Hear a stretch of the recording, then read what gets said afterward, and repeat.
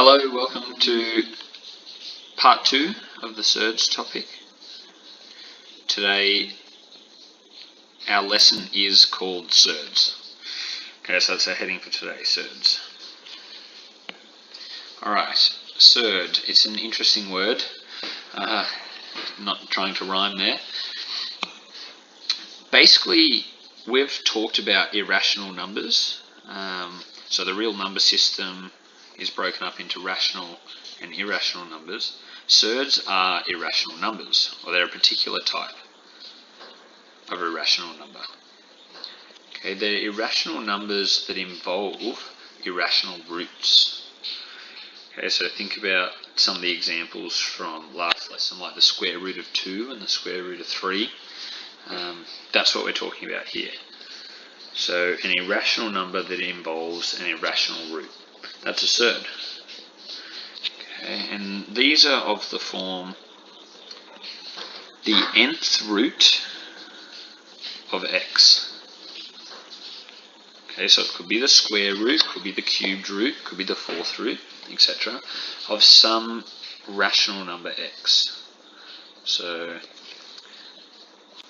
x is a rational number. Okay, so that doesn't mean it's a whole number necessarily. It's just rational, meaning it's like a fraction.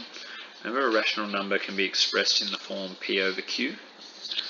Okay, so x is a rational number, but the n at the front of the square root, that has to be an integer. Okay, and it has to be an integer that's 2 or bigger. Okay, so the square root or the cubed root, like I was saying just before. Alright, so let's look at a couple of quick examples of surds. Some examples are the square root of 5, that's a surd. 3 times the square root of 7, that's a surd. Square root of 11 is a surd. And even the square root of 11 take away 2. Okay, that's a surd. Or what about, instead of the square root, the fifth root of 13, say. All of these are examples of surds. Alright, now we're going to have a look at some rules. Okay, so just like we have rules for our basic number systems, when we times and divide and stuff like that, we've got rules for surds. So the first rule is that if we have the square root of xy, okay, so x times y, we can break that up into the square root of x times the square root of y. So there's our first rule. So what we'll do now is we'll have a look at some examples so we can see why that works. First example we're going to start with is the square root of 100. Now, we all know that the square root of 100 is 10. Right, so keep that in mind, the square root of 100 is 10. But let's think, what are two square numbers that go into 100? Okay, two factors of 100 that are both square numbers. Give you a clue, 4 is one of them, and the other one is 25. Okay, so we know that 100 is 4 lots of 25, so we can write the square root of 100 as the square root of 4 times 25. Now let's follow our rule we just wrote out and see what happens. If we split it up, we get the square root of 4 times the square root of 25, and that's just 2 lots of 5, and 2 lots of 5 is 10. And that's what we expect, right? The square root of 100 is 10. So the rule holds there. Let's have a look at another one. The square root of 27. Well, some factors of 27 are 9 and 3. So we can split that up into the square root of 9 times the square root of 3. And the square root of 9 is 3, so that's 3 lots of root 3. Or we can write that as 3 root 3. Get rid of that times sign. Okay, we can also go the other way. So last example for this bit. If we've got a question such as the square root of 5 times the square root of 7, we can go backwards. We can put them into the 1 square root. So 5 times 7, and 5 times 7 is 35. So this rule works both ways. Alright, let's have a look at rule 2. If rule 1 is to do with multiplication, what do you think rule 2 involves? That's right, you guessed it, division. So if we have the square root of a fraction, we can write that as the square root of the top over the square root of the bottom.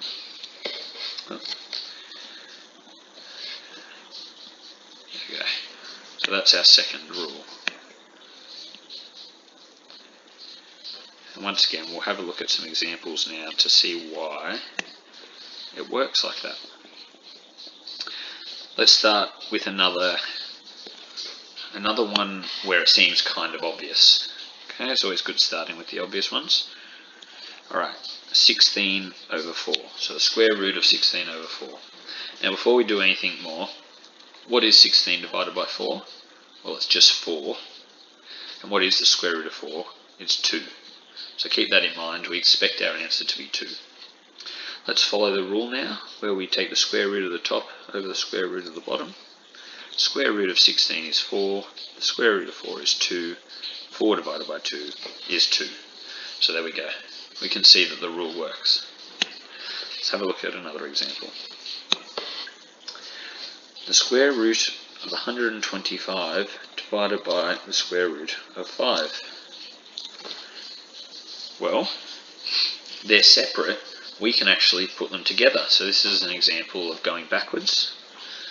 Okay, we can put these together under one square root symbol. What is 125 divided by 5? That's 25. And what is the square root of 25? That's 5. So there's an example of going backwards with that rule. Last example for this rule. Let's say we had the square root of 30 divided by the square root of 5. Okay, well once again, we can put these under one big square root. 30 divided by 5 is 6, so our answer is the square root of 6. And that's as far as we go there. Alright, rule 3. Last rule. We've dealt with multiplication, we've just dealt with division, now we're going to deal with powers. And this one is probably the one that you guys will be most familiar with. If we have the square root of some number x, and we square that, well, square root and square are opposite operations, they cancel out. So we just get x. Okay, so rule 3, the square root of x squared is just x. Let's have a look at some examples. Number 1. The square root of 25,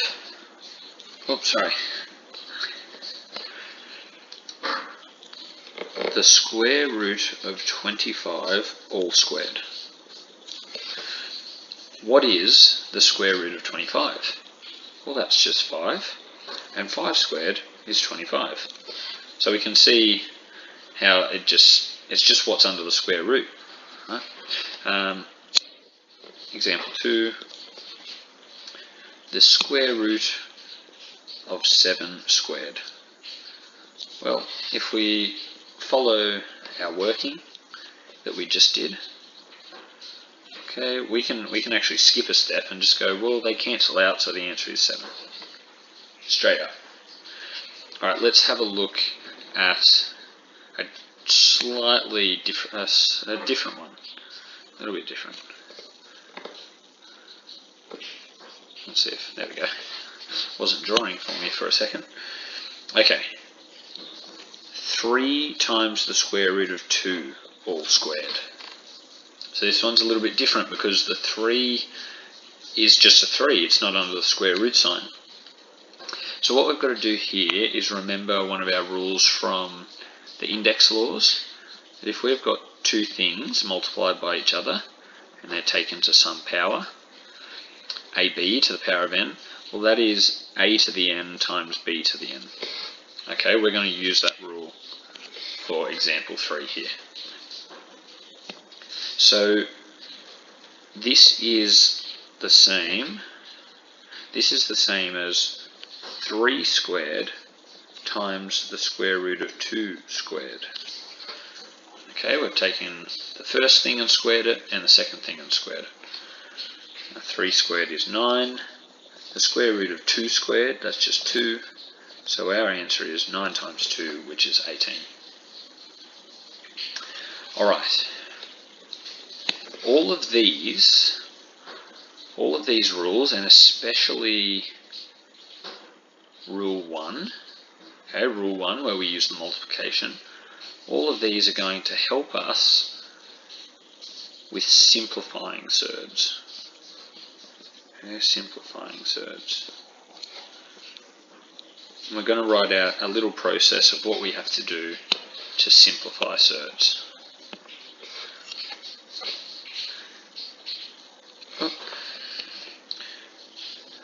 Let's zoom back up a little bit. Alright, so if we have some surd, like the square root of x, okay, so let's say to simplify a surd such as the square root of x, what we need to do is find the highest square number that is a factor of x. So what is the highest square number that is a factor of x? Now the reason we want to use square numbers is because we know if we take the square root of a square number, that'll simplify down really nicely for us. Okay, so that's why we're interested in square numbers. And I would suggest for this topic, if you don't know your square numbers very well, you should practice them. Okay, remember our square numbers are just 1, 4, 9, 16, 25, 36 and so on. Okay, so you should practice those. So we want to find the highest square number that is a factor of x. And once we do that, we then use rule 1 to do with multiplication. Okay, rule 1. To sort of split the surd up into two parts.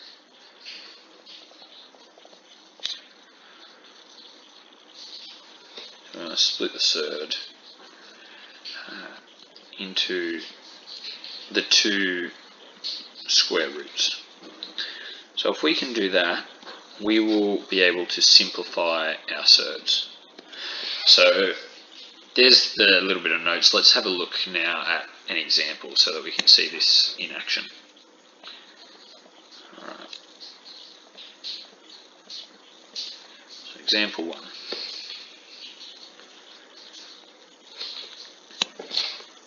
The square root of 18. So can we simplify this surd? Okay, we know straight up that the square root of 18 is not going to give us a whole number, because 18 is not a square number. But is there any square numbers that do go into 18? What's the highest square number that is a factor of 18? That would be 9. How many times does 9 go into 18? It goes in twice. So using rule 1, okay, we can say that the square root of 18 is equal to the square root of 9 times the square root of 2. Okay, the square root of 9 is 3. Square root of 2 we can't simplify any further, so our answer is 3 root 2. Alright, example 2. The square root of 75. Okay, what is the highest square number that is a factor of 75? It's not 9, it's not 16, it is 5 squared, which is 25. So 25 goes into 75 3 times. So 75 can be broken up into 25 and 3. We know the square root of 25 is 3. Square root of 25 is 5, and multiplied by root 3, well, that's how we can simplify it, 5 root 3. Alright, last example of the whole lesson. 5 times the square root of 48. So once again, this one is a little bit different because we've got a whole number times by a surd. Okay, but it really doesn't